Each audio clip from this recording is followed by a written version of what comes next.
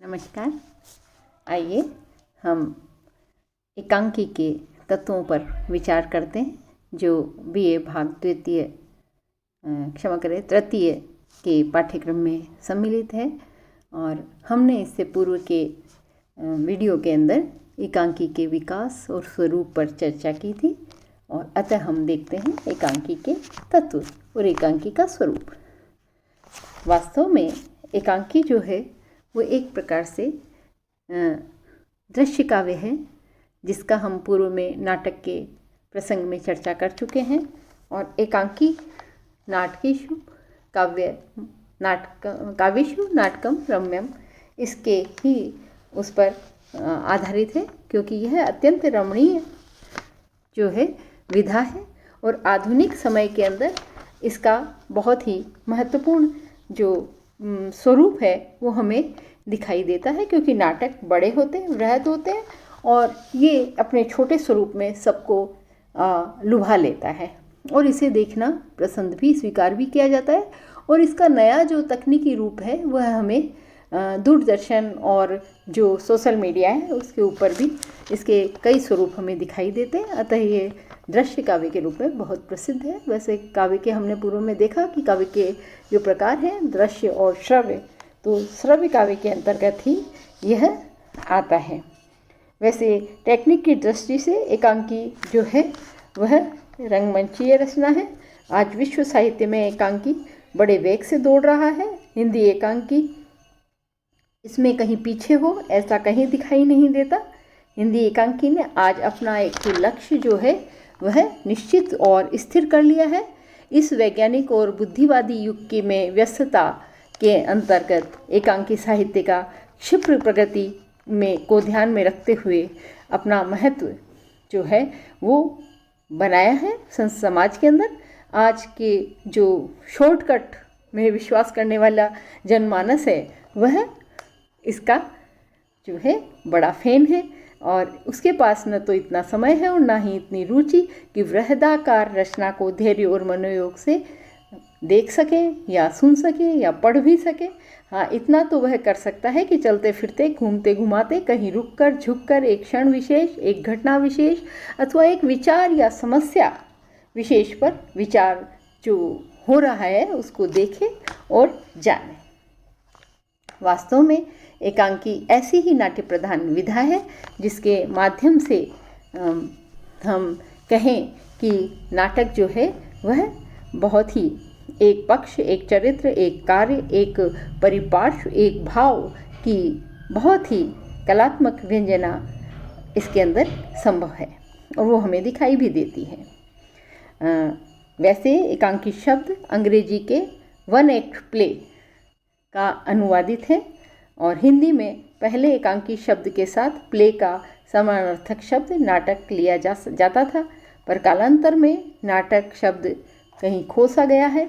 लेकिन नाटक तो हमारे भारतीय जो वाङ्मय है उसके अंदर एक बहुत ही महत्वपूर्ण विषय है, जिसको बहुत, जैसे हमने शुरुआत में ही कहा, काव्येषु नाटकम रम्यम, है ना। तो ये बहुत ही आधारभूत विषय है हमारे हिंदी नाटक का, हिंदी साहित्य का। अतः हम इसके अंदर देखते चले आ रहे हैं। अब हम चर्चा करते हैं एकांकी के तत्वों की। तो हमें इसमें कथावस्तु, पात्र, चरित्र चित्रण, कथोपकथन, संवाद, भाषा शैली और उद्देश्य, जिसके अंदर हम यह सब चीज़ देखते हैं वह प्रमुख है। तो आज हम इन्हीं पर चर्चा करेंगे। तो देखिए, पहला जो इसका विषय है, पहला जो तत्व है वह है कथावस्तु, जिसको वस्तु भी कहते हैं, कथानक भी कहते हैं और कथावस्तु भी कहते हैं। तो ये किस प्रकार की होनी चाहिए, इस पर हमने नाटक के विषय में भी चर्चा की थी कि ये एक आधिकारिक होती है या एक प्रासंगिक होती है। आधिकारिक मतलब जो बहुत ही प्रसिद्ध है और मुख्य कथा होती है, और प्रासंगिक होती है। लेकिन एकांकी में ऐसा नहीं होता, क्योंकि एकांकी में एक ही कथा बहुत महत्वपूर्ण से चलती है, महत्वपूर्ण होती है। अगर विषय की दृष्टि से देखें तो इसमें तीन ही प्रकार की हो सकती है। प्रख्यात है जो ऐतिहासिक है या पौराणिक है, या उत्पादी। बहुत सारे एकांकी रचे हैं जो प्रख्यात विषयों पर है, और उत्पादी जो कल्पना पर आधारित है, और या मिश्रित, दोनों की दृष्टि से होते हैं। तो हमने ये देखा कि जो एकांकी है उसका विषय वस्तु में किसी भी क्षेत्र की कथा वस्तु का चयन किया जा सकता है, पर उसमें उत्तेजना, रोचकता, विस्मय आदि गुण होने चाहिए। मुख्य रूप से एकांकी की जो कथा वस्तु है ये प्रमुख होने चाहिए। कथा वस्तु के विकास की 5 अवस्थाएं जो हमने पहले भी नाटक के विषय में भी की थी प्रारंभ में, जिसके अंदर आरंभ, नाटकीय, द्वंद्व, चरम सीमा और परिणति, ये प्रमुख है। तो सफल एकांकी का प्रथम वाक्य ही कौतूहल है और उसमें असीम शक्ति से पूर्ण होता है। अतीत तो जो है वो स्पष्ट होता है। कथा तेजी से नाटकीय स्थिति की ओर बढ़ती है और समाप्ति पर कुछ ऐसा नहीं रह जाता जो नाटककार को कहना होता है, क्योंकि सब कुछ स्पष्ट हो जाता है। इस प्रकार इसमें कुतूहल जो है वह बहुत प्रमुख तत्व होता है। किसी भी एकांकी के लिए यह आवश्यक है और पहली शर्त है कि उसका वस्तु विन्यास कलापूर्ण हो, उसमें शीतलता न हो, उसमें स्पष्टता के साथ साथ कौतूहल जो है वो अनिवार्य है, जिससे उसका सौंदर्य चमक उठता है। एकांकी की कथा में वर्णनात्मकता जो है वह तत्व नहीं होता, क्योंकि इसमें वर्णन के लिए स्थान नहीं ही होता है। अभिनय की प्रमुखता के समक्ष उसका स्थान गौण है। वास्तव में एकांकी की कथा वस्तु की प्राण शक्ति अंतर्द्वंद्व जो है वह इसमें बहुत ज़्यादा प्रमुख होता है। अंतर्द्वंद्व उसके अंदर दिखाया जाता है, क्योंकि द्वंद्व आधुनिक समय का एक प्रमुख समाज के अंदर, मन मानस के अंदर हर समय रहता है, और उसी को उद्घाटित करना एकांकी का संभवतः लक्ष्य होता है। तो इसकी कथा वस्तु जो है वो बहुत ही प्रमुख होती है। और इस प्रकार से हम अगला जो तत्व है वह देखते हैं पात्र। एकांकी का यह दूसरा प्रमुख तत्व है।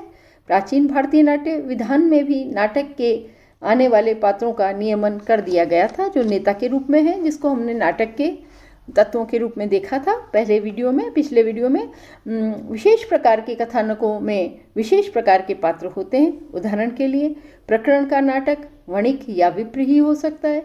आज के एकांकी ऐसे किसी बंधन को स्वीकार नहीं करते, है ना, क्योंकि व्यक्ति किसी भी प्रकार के कथानक के पात्र रूप में प्रयुक्त हो सकता है। एकांकी में खास बात यह है कि इसमें संख्या जो है पात्रों की सीमित होती है। बहुत सारे पात्र, बहुत सारे वर्गों के पात्र, बहुत सारे समूहों के पात्र, या हम कहें आर्थिक रूप से अलग अलग वर्ग के पात्र इसमें नहीं होते। बहुत एक वर्ग विशेष का ही ये प्रतिनिधित्व करते हैं। कभी कभी तो 2 या 3 पात्र ही उपयुक्त रहते हैं। ये पात्र भिन्न भिन्न व्यक्तियों के ऐसे प्रतीक होते हैं जिनमें जीवन और जगत की यथार्थता तरंगित होती रहती है। कुछ समीक्षकों का विचार है कि एकांकी में आया प्रत्येक पात्र यदि आदि से अंत तक रहता है, कई बार ऐसा होता है कुछ पात्र बीच में आए चले गए, लेकिन इसमें जो पात्र होते हैं वो प्रारंभ से अंत तक विद्यमान रहते हैं। तो पात्रों के इस प्रकार आद्यंत निर्वाह से कथा और कला दोनों की स्वाभाविकता जो है वह स्थिर हो जाती है। इसी प्रकार से पात्रों का चरित्र चित्रण भी बहुत महत्वपूर्ण तत्व है। वस्तुतः यह तत्व ही लेखक की सफलता की कसौटी भी होता है। तो एकांकी में जो स्थान लाघव है उसमें किसी पात्र का ठीक चरित्र चित्रण कठिन है। इसी कारण एकांकी में चरित्र चित्रण केवल सांकेतिक ही मिलता है। लेखक को किसी पात्र के संबंध में कुछ अधिक कहने की छूट या अवकाश की स्थिति नहीं होती। यहाँ पात्र के स्वभाव और आचरण की विशेषताएं घटना अथवा परिस्थिति के अनुसार व्यक्ति जो है वह व्यक्त की जाती है। पात्रों के स्वभाव और आचरण की विशेषताएं किसी विशेष पक्ष को ग्रहण कर ही की जाती हैं। इस प्रकार एकांकी के किसी पात्र का चरित्र चित्रण पूर्ण रूप से अंकित नहीं किया जा सकता, क्योंकि एक घटना विशेष पर वह होता है।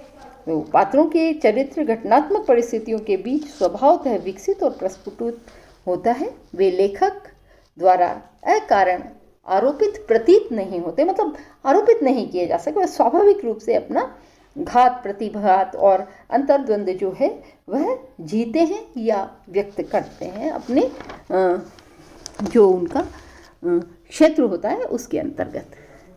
इसी प्रकार से हम अगला जो तत्व है वह देखते हैं कथोपकथन और संवाद। यह भाषा का ही प्रमुख रूप होता है और ये क्योंकि कथोपकथन के माध्यम से ही पूरा नाटक आगे बढ़ता है ना, तो यह स्वयं होता है। तो कथोपकथन ही इसमें संवाद ही कहा जाएंगे। संवाद ही एकांकी के प्राण होते हैं, अतः उसका एकांकी नाट्य संयोजना में अपना महत्वपूर्ण स्थान रखता है। संवादों के द्वारा कथा का ही विकास होता है, क्योंकि इसी के द्वारा कथा आगे बढ़ती है। पात्रों के चरित्र की व्यंजना भी संवादों के द्वारा ही होती है और व्यक्ति की सामाजिक की स्थिति का जो ज्ञान है वह भी संवाद ही करवाते हैं। अतः एक प्रकार से नाटकीय पृष्ठभूमि की जो व्यंजना करते हैं वो संवाद ही करते हैं। साथ ही ये प्रभावी होने चाहिए, संक्षिप्त भी होने चाहिए तथा एकांकी के लक्ष्य को उद्दीप्त करने वाले होते हैं।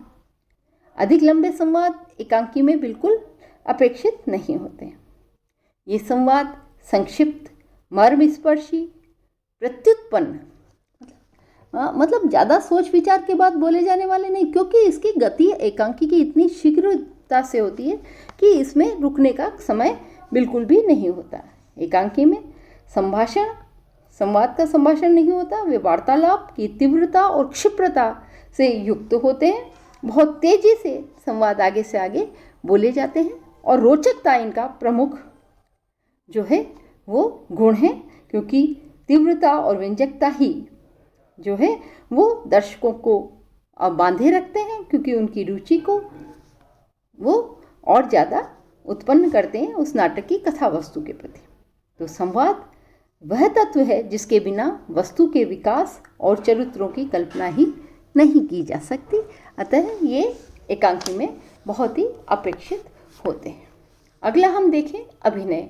तो जो हमने पूर्व में नाटक के तत्वों में भी देखा था, तो ये 4 प्रकार के ही अंग जिनकी इसमें भी अपेक्षा होती है, आंगिक, वाचिक, आहार्य और सात्विक। तो आधुनिक तरह से देखें तो अभिनय जो है वो एक प्राण तत्व होता है। एकांकी में इसकी बहुत अधिक अपेक्षा होती है। कभी सांकेतिक स्तर और संवादों की व्यंग की जो ध्वनि है वो इनके द्वारा मतलब अभिनय के द्वारा ही दर्शक तक पहुंचती है। इसके साथ ही जो स्थिति अथवा घटना का मंच पर प्रस्तुत नहीं किया जा सकता वे भी वह अभिनय के द्वारा व्यक्त करता है। तो जो हमने पहले पूर्व में देखे थे वे ही इस प्रकार से इसके अंदर आते हैं। 4 प्रकार के तत्व, जिसमें आंगिक चेष्टाएं, वाचिक चेष्टाएं वाणी के द्वारा, उष्ण आहार्य वेशभूषा के द्वारा, और सात्विक जो है वह उनकी वाणी और भावात्मक जगत की उत्तेजनाओं को व्यक्त करते हैं। लेकिन बहुत तेजी से अभिनय करना होता है पात्रों को, और ये इसके लिए आवश्यक भी होता है। अगला हम देखें परिवेश। निश्चित है, क्योंकि देश काल और एकांकी के जो युग विशेष की स्वाभाविकता, वास्तविकता का जो स्वरूप बनाया हुआ है, बनाए रखता है, वह परिवेश ही होता है। इसकी उपस्थिति से कोई एकांकी समय और सामयिक मान्यताओं के विपरीत दृष्टिगोचर नहीं हो सकता, क्योंकि वातावरण का जो निर्माण करता है वो मंच की साज सज्जा से होता है, और वह इसके भाषा भी वैसी बोलनी होगी तो वेशभूषा भी वैसी पहननी होगी, है ना, और मंच की सज्जा भी वैसी करनी होती है। देश काल का अर्थ है एकांकी में वर्जित काल और देश की वास्तविकता का अनुरूप चित्रण। देश काल नाटक साहित्य में ही नहीं वरन सभी साहित्यिक विधाओं में आवश्यक है। यदि किसी मौर्यकालीन नाटक का पात्र सूट पहनकर अंग्रेजी बोलने लगेगा तो यह बिल्कुल उपयुक्त नहीं होगा। तो भाषा का भी वैसा ही होना चाहिए। इसी प्रकार से ऐतिहासिक कथानकों अथवा सुदूर अतीत के चित्रणों के लिए यह देश काल का निर्माण करना, उसके मंच की सज्जा के अनुकूल या भाषा के अनुकूल या वेशभूषा के अनुकूल यह अत्यंत आवश्यक होता है। क्षमा करें। हम इसके अंतर्गत ही आगे देखते हैं संकलन त्रय। यह भी एकांकी का एक बहुत ही प्रमुख तत्व है, जिसको हम देखें कि आधुनिक एकांकी में बहुत बड़ा गुण है, और इसका मतलब होता है समय, स्थान और गति, इन तीनों की एक तालमेल, गुंफन वह आवश्यक होता है। एक ही समय में एक ही स्थान पर एक सी गति से नाटकीय कार्य जो चलता है उसका दर्शक अनुभव कर सके और वह ही उस एकांकी को सफलता की ओर ले जाता है। प्रायः एकांकी रंगमंच पर उतने समय में खेला जाता है जितने कि वह वास्तविक जीवन में खेला जा सकता है। एक दृश्य 10 वर्ष पहले और दूसरा 10 वर्ष बाद, एक शिमला और दूसरा नैनीताल, आधुनिक एकांकी नाटक में नहीं रहता।